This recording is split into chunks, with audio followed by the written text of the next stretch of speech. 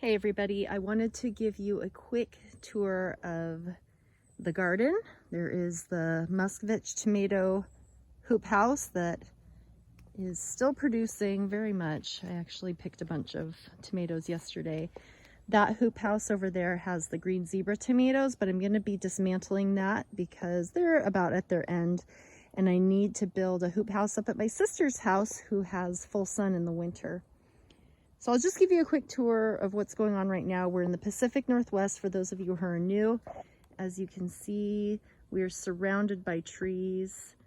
It is 5 o'clock in the evening. The sun is starting to set, so we don't get sun at this portion of the land anymore. So everything that you see here has not been receiving full sun for the past week or so, maybe 2 weeks. And I haven't watered it at all, even though we've had no rain. It's been an unusual year. This is what I refer to as the jungle part of the garden because I am allowing for weeds to grow and things like nettles, which I like nettles because they are edible. I have beets and nasturtiums, broccoli, herbs like catnip and sage, growing all kind of together. Beans over there, and behind the beans I do have some parsnips that I need to harvest. So I've been collecting lots of seeds. I'm allowing these Kentucky Wonder pole beans, which are heirloom, I'm allowing them to go to seed so that I can collect them. The basil over here is hopefully going to go to seed. I don't know.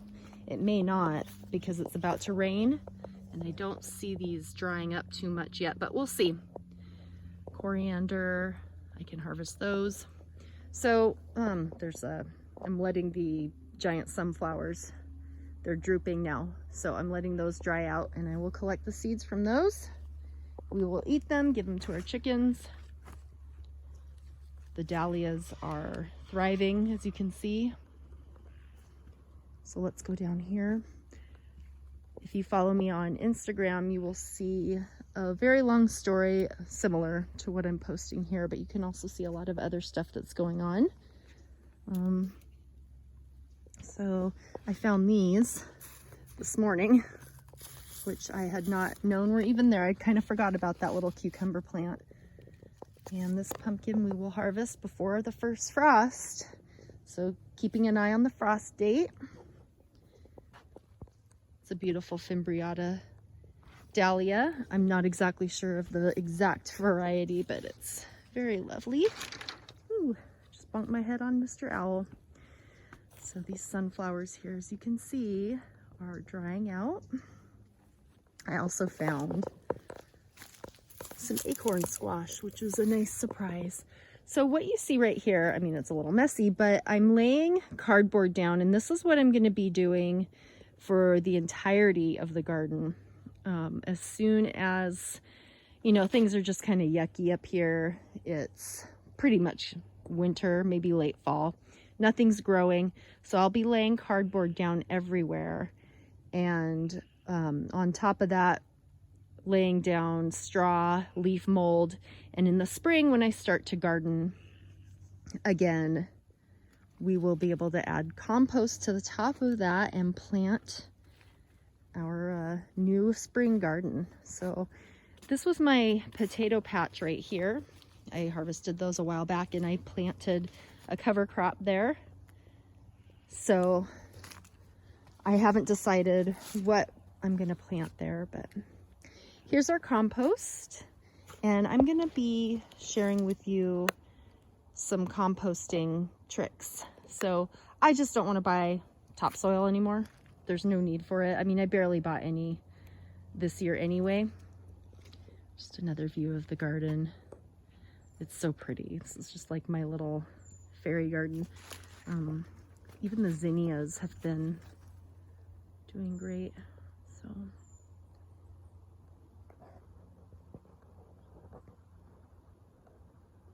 So all these weeds and everything, I'm just going to kind of let them go. Some of these old cabbage, you know, just letting the slugs have them, letting the earth have them. They provide nutrients to the soil. I will be laying cardboard over when everything is just kind of died back. and then the layers of organic material like I talked about. Let's just go down here really quick and we'll end this video. Okay, so I've mentioned in the past, this little area is almost like a little Muscovitch bed because there are log segments, much like those right there, that are underneath. And then I have more organic material, and we'll lay more on top, and I laid cardboard on top of that. So I'm going to be adding more to this area, and it's going to be a nice bed. As you can see, the pumpkins are starting to mildew, so I really need to take those out. Let's go down here. All right, we got this little playpen for our Cuckoo pullets, and they're just wonderful. I just love them so much. Beautiful, beautiful birds, dual purpose. They supply eggs, and you can also use them for meat. These will be egg hens, so I won't be butchering them. Well, I won't talk about it in front of them. Shouldn't be butchering them until their egg laying life is over. So anyway, that is part of the process. And over here, by the way, if you haven't seen my last video, we will be very humanely culling our hens. It's very important to me. I want them to have a good life, and I want them to have a quick, as stress-free as possible death.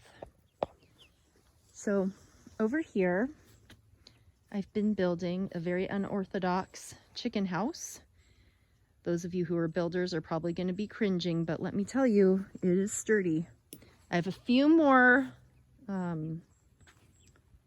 corners to brace off and everything like that, but I have to use recycled materials and I have to get it done pretty quickly. So I'm working with what I have, and it's working out so far. This was this side here is a pallet. This side here is a pallet. So in between the slats, I put styrofoam. I could have actually probably put a little bit more in there, but that's okay. I'm saving some for over here, just that upper layer, because this will be the floor. So yeah, just trying to use recycled materials. And that's the status of the chicken house right now. Hopefully I'll be able to post a video of it being finished very soon. That would be ideal. So I'm going to check out. I just wanted to do a quick little garden tour of this place because I think the weather is about to turn finally. And I hope you all have a wonderful day.